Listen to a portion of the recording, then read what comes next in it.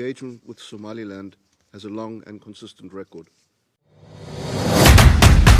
Somaliland oo ka qayb qaadanayso shirka soo socdo ee sidoo kale jimciyadda qurumaha ka dhaxayso ee 8 bisha September ilaa 22 bisha September ka soconayo xarunta weyn ee United Nations ee magaalada New York.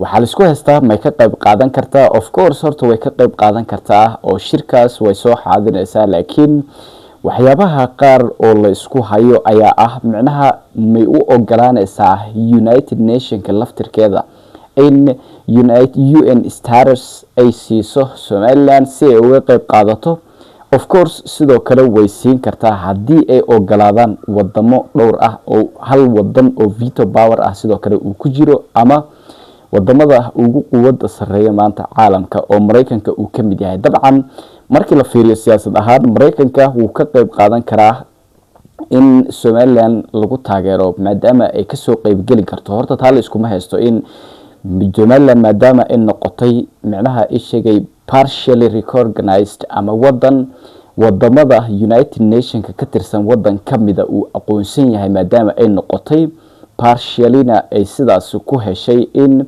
si micnaha ishagay half ah ama si aan dhameystirneen balse qayb kamid ah United Nations ka wadan ka tirsan uu aqoonsaday in partially recognized ay sidaas ay ku heshay hatta xitaa haddii meel walba aad geliso abaarta asmas waxa ku soo baxay Somaliland partially recognized country in East Africa wadan micnaha aan si buuxda loo aqoonsanin balse qaybo kamid ah United Nations ka oo ah Israel ay aqoonsatay sidaas darteedna ay ku heshay title-kaas xataa country lagu magaciyo horaal balse hadda country ayaa ku qoran baaritaankaas waa sameyn kartaa wax idhaa laga dadan kara ma aha wax la isma ogsiin kara ma aha waa wax caadi ah oo jiro taas markii aan halka uga soo tagno Somaliland shirkan haddii ay ka qayb gasho sidoo kalena baasaboorkii waxaa micnaha ay sheegay aqoonsi helahayo Mareykanka inuu sidoo kale taageero ama maadaama Israel ay aqoonsatay partially recognized nation uu yahay Somaliland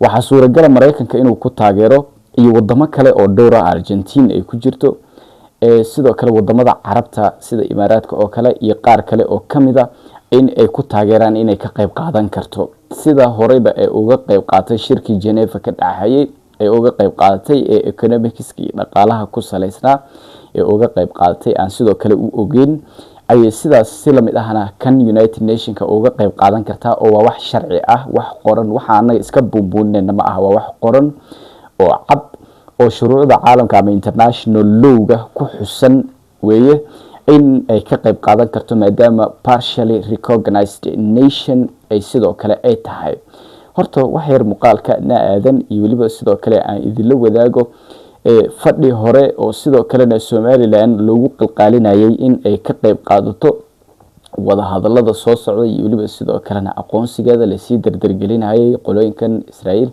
ay sidoo kale United Nations ka qeexeen in ay wadan ay tahay sidoo kale UN Security Council ka in sidoo kale loogu codeeyo in ay micnaha ka qayb qaadan doonto shirka soo socdo iyo waxyaabo noocaas loo Google xaad u ahaa micnaha hadalkaasi jimciyadda qurumaha ka dhaxayso uu ka jeediyay wasiirka arrimaha dibadda ee Israel. I wish to make it clear Israel's engagement with Somaliland has a long and consistent record. In 1960, when Somaliland emerged as an independent state, Israel was among 35 countries that formally recognized its independence. In the late 1980s, under the regime of Siad Barre, Somaliland's civilian population was subjected to mass atrocities. Entire cities were destroyed, civilians were deliberately targeted. These crimes are now widely recognized as the Isaaq genocide. At the time, Israel was the only country to formally raise these atrocities in this very council. On May 2nd, 1990, Israel's then acting permanent representative, Yochanan Bain, submitted this letter to this very council warning of grave human rights violations in Somalia, including the destruction of Hargeisa and the targeting of civilians. This document forms part of the official record of the Security Council.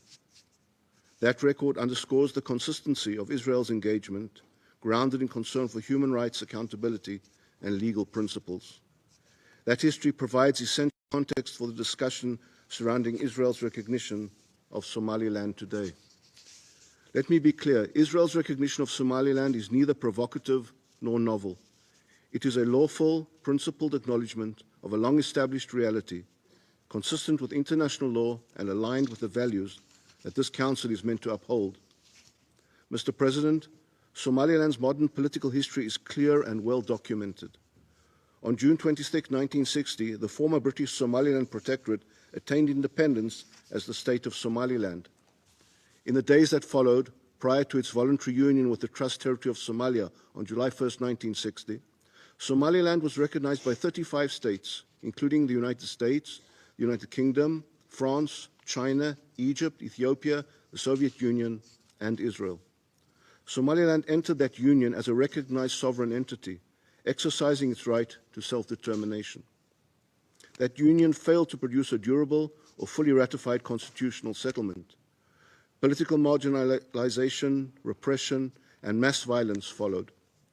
When the Somali central government collapsed, Somaliland reasserted its sovereignty in May 1991.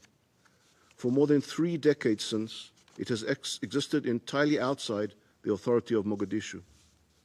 Since 1991, Somaliland has consistently met the objective criteria for statehood under customary international law, as reflected in the Montevideo Convention. 1, it has a permanent population. 2, a defined territory. 3, an effective government. 4, the capacity to conduct foreign relations. In fact, Somaliland has held regular competitive elections, ensured peaceful transfers of power, and maintained effective governance and security throughout its territory. In a region marked by instability, Somaliland has demonstrated continuity, responsibility, and restraint. Moreover, Somaliland's engagement with the international community is already sustained and practical. Several states maintain representative, liaison, or economic offices in Hargeisa. These relationships reflect ongoing diplomatic, economic, and development cooperation. They also reflect an acknowledgement in practice of Somaliland's capacity to govern. hadalkaas wuxuu gogol xaad u ahaa in ay Somaliland ka qayb qaadanayso sidoo kale kal fadhiga soo socdo ee UNGA ama United Nations General Assembly ama isku imaadka guud ee sidoo kale sanadlaha ah inay ka qayb qaadanayso gogol xaad u ahaa. Waxa sidoo kale lagu sheegay qodobo muhiim ah oo sidoo kale in ay sidoo kale Somaliland ay qabsato doorashooyin, in ay sidoo kale dimuqraadiyad tahay, in sidoo kale walaha kala dambeyn ay halkaas ka jirto bangiyo iyo system shaqeynayo oo dimuqraadiyad ku saleysan in ay sidoo kale sameysteen ayaa halkaas lagu sheegay. Markii la fiiriyo Soomaaliya inteeda kale iyo Somaliland sida caadiga ah system ahaan waxa la isdhihi karaa xaggaas iyo waqooyiga ama Somaliland ayaa system ahaan markii la fiiriyo ku dhaanto ayaa la isdhihi karaa. Markii la isbarbar dhigo foodada ka jirto koonfur iyo waqooyi deganaanta ka jirto, markii laga tago dagaaladii dhaxmaray Sool Sanaag iyo goboladaas iyo dagaalkii 2023 iyo waxyaabo noocaas markii laga tago waxa la isdhihi karaa dhinacaas ayaa stable ah. Waana sababaha ugu waaweyn oo maanta haddii la aqoonsanayo Somaliland si buuxda wadamada caalamka oo dhan iyo haddii United Nations sidoo kale loo ogolaanayo inay ka qayb qaataan maadaama partially recognized ay yihiin oo sidoo kale lagu casuubi karo loona codeyn karo inay ka qayb qaadan karaan in kale oo la og yahay la hubana wadamada Mareykanka uu ka mid yahay inay veto gareyn doonaan inay Somaliland soo fariisato kursiga muhiimka ah sidoo kale jimciyadda qurumaha ka dhaxayso ayna dhiibato ama ay sheegato waxa ay tabanayso iyo sida ay wax u rabto. haddii muuqaalka ku soo gaaro fadlan la wadaag saaxiibada nagu soo biir haddii aan ugu cusub tahay waana mahadsantahay.